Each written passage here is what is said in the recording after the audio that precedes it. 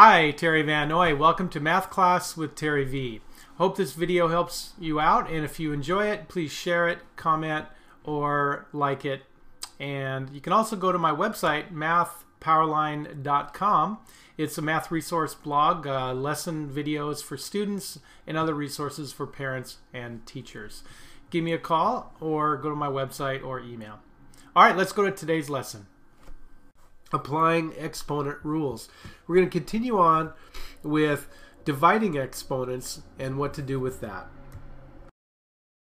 From previous video, I want to remind you that the rule when dividing powers is to subtract the exponents. Very simply, if you have x to the fourth over x squared, because of the canceling process, if you write it out the long way, what you really are doing is x to the fourth power take away the second power. It's a subtraction idea. And so the answer here would be x squared. All right? Sometimes you have powers of a power to take care of first. So you want to multiply everything all out. And then you're comparing the x powers on the top compared to the x powers on the bottom, or the y powers on the top compared to the y powers on the bottom. So after some canceling and simplifying, you'll get an answer like this. So I have 4 problems for you to try. Get out a piece of paper and get ready to do it yourself. Alright, I'd like you to try 19, 20, 21, and 22. And I want you to simplify it as far as you can. Cancel out all the common factors. And good luck. Give it a try.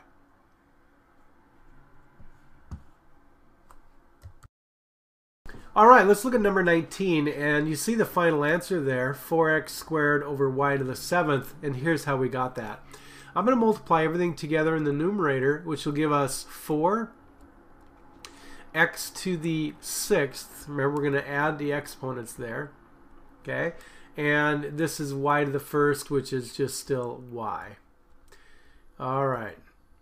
On the bottom, this is a power of a power, so xy squared inside the parentheses, all raised to the 4th power, is going to give us x to the 4th, y to the 8th. Remember that in powers of a power situation, you multiply those exponents.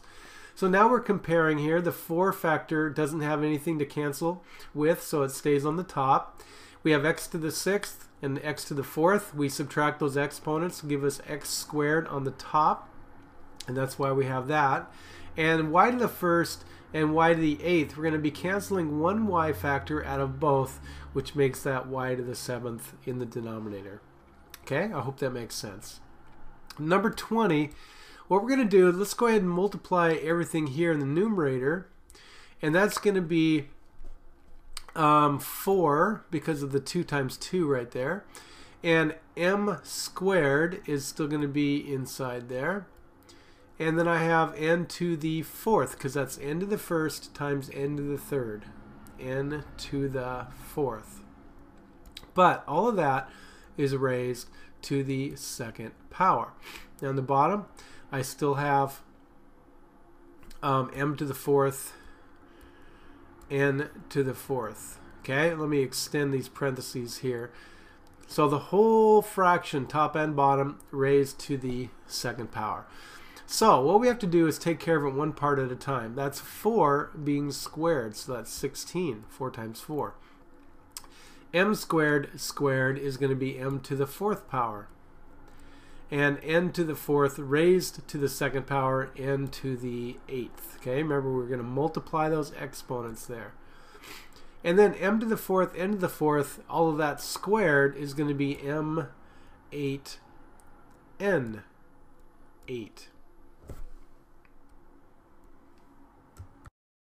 Now for the simplifying part.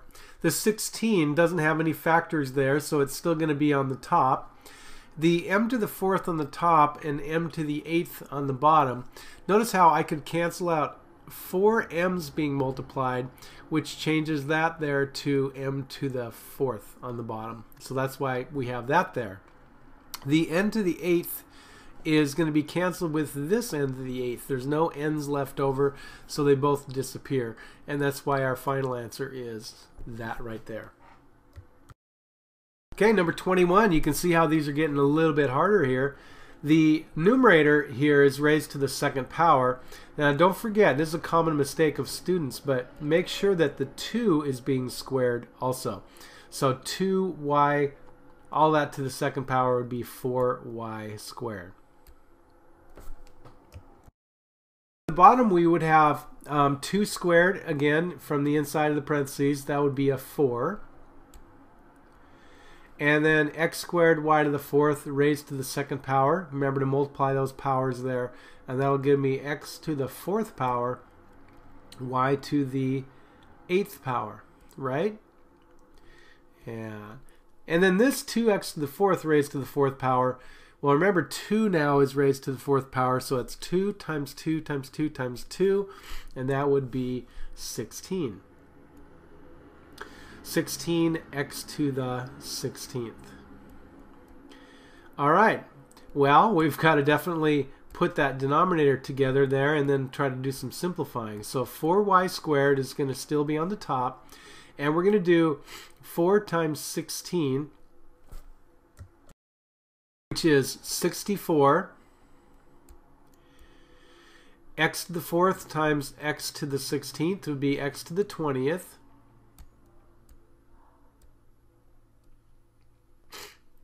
And y to the 8th is still going to be y to the 8th. Nothing to do there. So take care of the number factors first. A 4 and a 64. We can divide a 4 by itself and a 64 by 4 to give us 16 on the bottom and a 1 on the top. The y squared on the top is going to cancel out 2 y's on the bottom, so that y to the 8th is actually going to be y to the 6th now. And that's why we have that. The x to the 20th has no other factors to cancel out, so it's going to stay on the bottom. And therefore, our final answer, as you can see, is that right there. Okay, challenging, and I hope you're doing okay with these. Finally, number 22, let's take care of this power of 3 on the outside, which is going to give us x to the 12th, y to the 6th. On the bottom, it's 2x times x, which is going to be 2x squared, but I'm going to multiply that by the 3rd power. So again, let me write that out. 2x squared, all of that to the 3rd power. Okay, that is what we have in the denominator. And so we need to cube the 2, which is going to be 8. Remember, that's 2 times 2 times 2. And then x squared raised to the 3rd power is x to the 6th. All right, notice how number factors here, the 8 is still going to be in the bottom, nothing on the top there. But x to the 12th, x to the 6th, we subtract the exponents, it gives us x to the 6th left over on the top. And y to the 6th has no other canceling factors. So there you go. There's our final answer. Thanks so much for watching this video. I hope this is helping you with what you're studying in class. And what we're going to do in our next video is talk about negative and 0 exponents. Check it out. All right, there you have it. I invite you to go to my website now, MathPowerLine.com, or email me or give me a call. The way I work best with students is live online in my classroom. So if I can help you in any way, answer some specific questions, the first lesson with me is free as I show you how everything works. All right, study hard.